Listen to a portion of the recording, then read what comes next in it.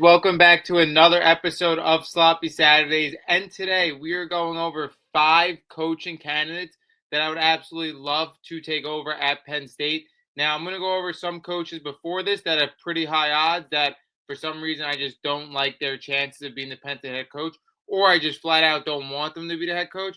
Then we're going to talk about 5 candidates that I really love. Now, if you guys want to go back to my previous video, I have a video talking about the James Franklin fire and the Drew Aller injury, what I think about all of it. But I said I'm going to make another video going over the coaching candidates that I would really love to see at Penn State. Now, I did want to make this all in one video with the reaction and stuff, but I got my reaction out super quick. Now I'm going to get out the coaching candidates for you guys as well. Everybody who knows me on this channel knows I'm a Penn State supporter, so I definitely want the best coaching candidate for them. We're going to get right into it now. There are 2 candidates that I do not like for the Penn State coach and hire. Now, the first one, why I just flat out don't think it's going to happen, is Lane Kiffin. Lane Kiffin is fairly high in the odds. I just see no way he's the Penn State head coach. For some reason, the outsiders think of like Penn State as a way higher program than Ole Miss. I don't see that. And especially with the 12-team expanded college playoffs, Ole Miss had a really great shot at getting the college football playoffs last year. They blew it towards the end. And this year, I believe they have a great shot as well. They're 6-0 right now. They're one of the better teams in the SEC the last couple of years. And I don't know why Lane Kiffin would go to Penn State. Like I said, I don't see the gap in between the programs. He's coaching the SEC. He's making pretty much top dollar. If Penn State offers him something that Ole Miss just flat out couldn't, can I see it? Possibly. I think he's one of the best coaches in college football. I think he's in the right spot for him right now. That's why I don't like him as a candidate for this Penn State job. The other guy I have who I could really see getting this job, and I think he's pretty high in odds as well, I just don't like the candidate, is Joe Brady. For me personally, Joe Brady has proven almost nothing. You look at the success he had with 2019 LSU. That's one of the best college football teams of all time. The amount of talent they have had on that roster, the amount of NFL players. Like I said, one of the best rosters of all time. It didn't really prove much to me that he was an assistant there that won a national championship. Then you look, he goes to the Panthers 2020 to 2021. This is a job where he could have really proved himself when you look at the lack of talent they had. If he could have made something out of nothing there, maybe I would be a believer. Does pretty much nothing there. Then he goes to the Buffalo Bills, where he's at now as the offensive coordinator. He wore a few hats there. Hasn't proven much to me either. I mean, he has an all-time talented quarterback in Josh Allen. He's on one of the best teams in the NFL. They were one of the best teams in the NFL when he got there. It's not like he rose them by any means. And I still think the Buffalo Bills offense hasn't hit their ceiling. Like, to me, he's been in 2 really great spots.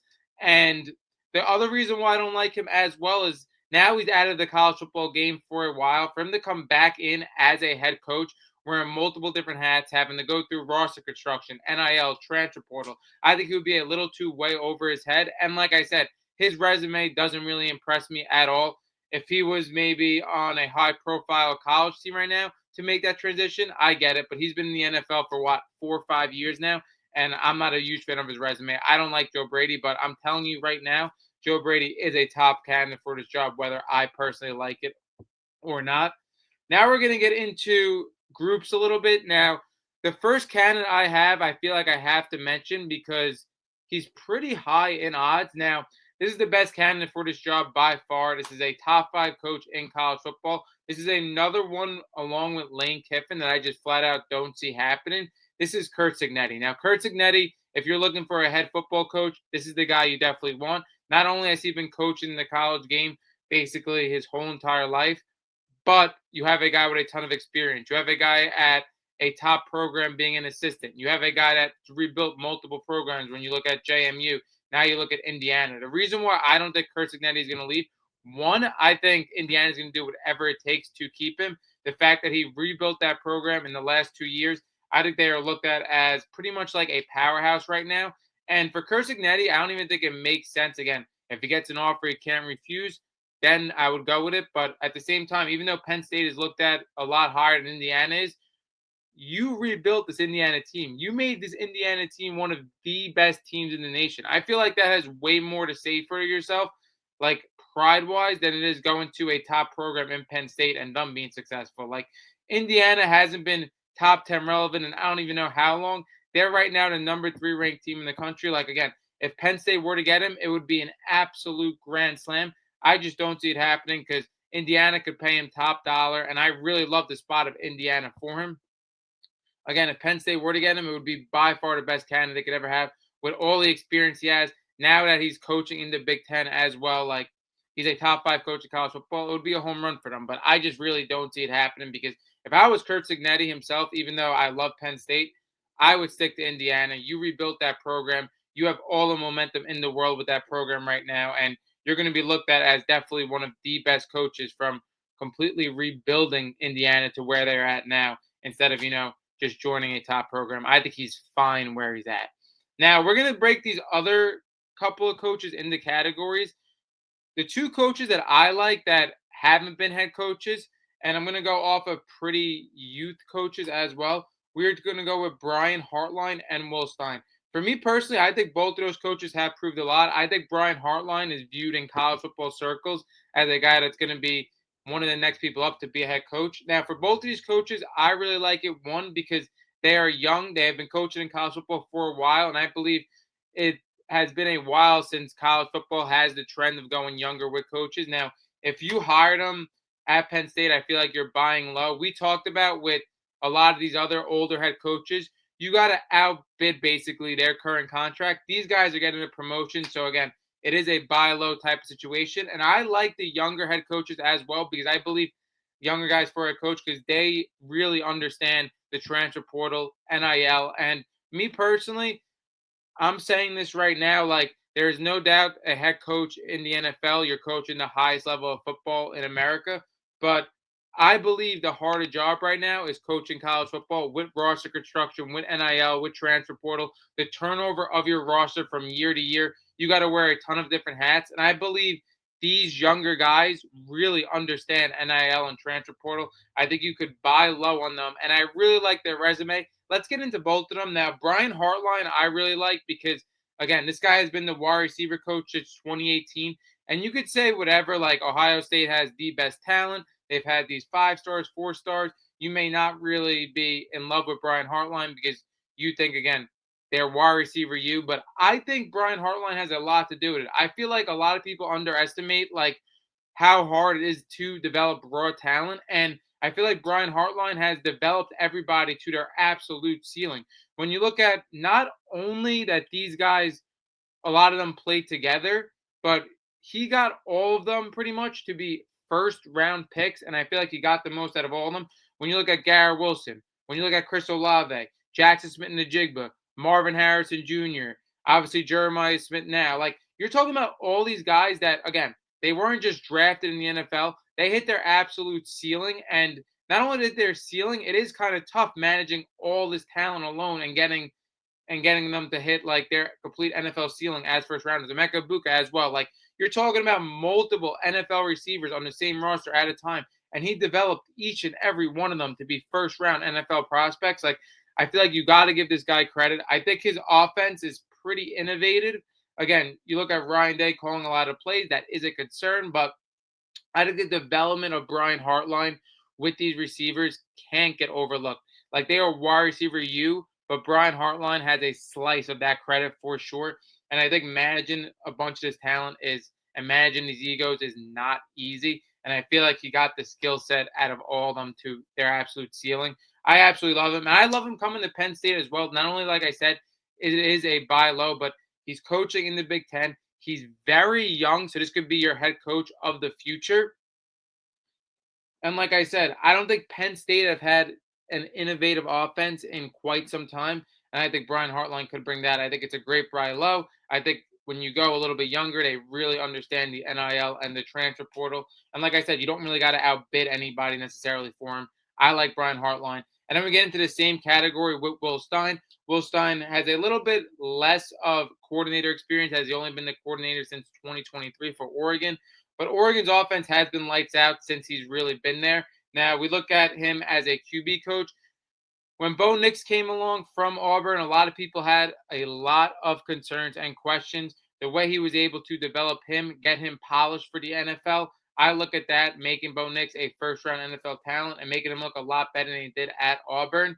I think that was huge of him. Again, he brought a lot of other people on the offense to the NFL as well. When we look at Bucky Irvin, Troy Franklin, Ted Johnson. Like they have a ton of NFL talent.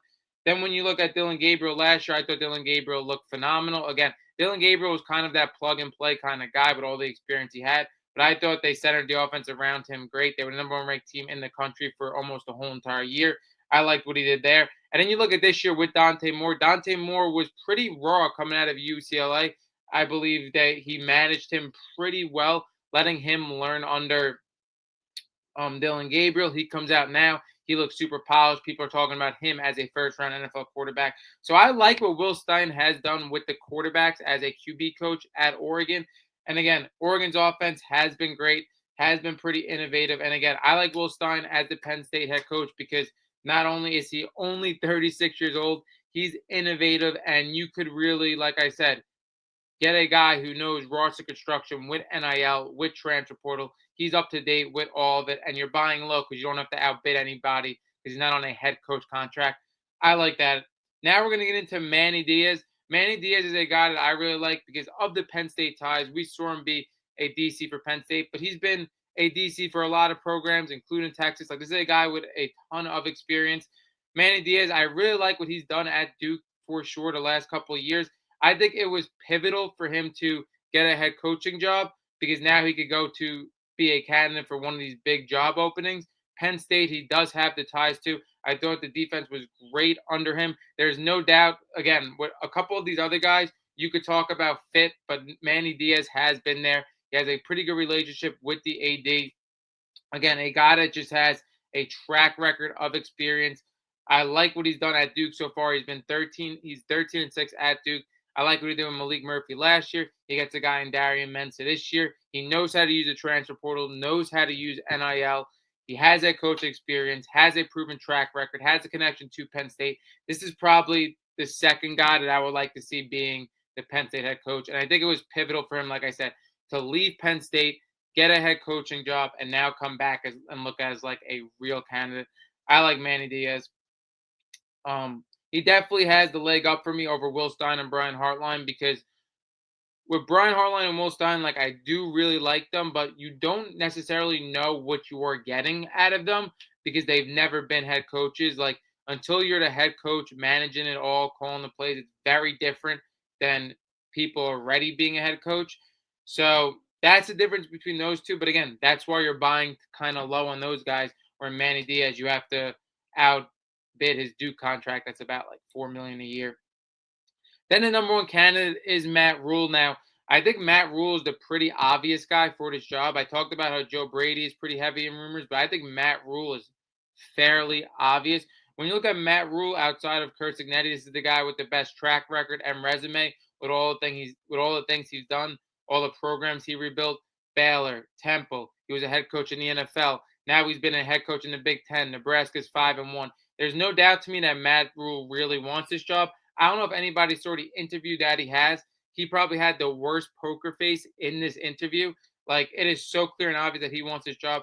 He's closer with the AD than pretty much any other candidate. He played for Penn State. He was a Penn State fan all the way. And I think this makes the most sense transition-wise. When we talked about Lane Kiffin and Kurt Signetti and others, I can't see the transition. But from Nebraska to Penn State, I think that's a pretty big jump. And I think that's exactly what he's been coaching his whole life for. I think he's 100% going to get this job, and I think he's completely the right person for it because we've seen him rebuild programs, whether it's Nebraska, Temple, Baylor. Like he's coached in a big enough program in Nebraska with experience in the Big Ten. Like he has everything you want for a head coach right now in college football to bring stability to this Penn State program. I think he's going to be the next Penn State coach. That wraps up my 5 candidates that I really like for the Penn State head coaching job. Drop down below who you like, who you think I've missed. That wraps up this episode of Sloppy Saturdays, and we are out.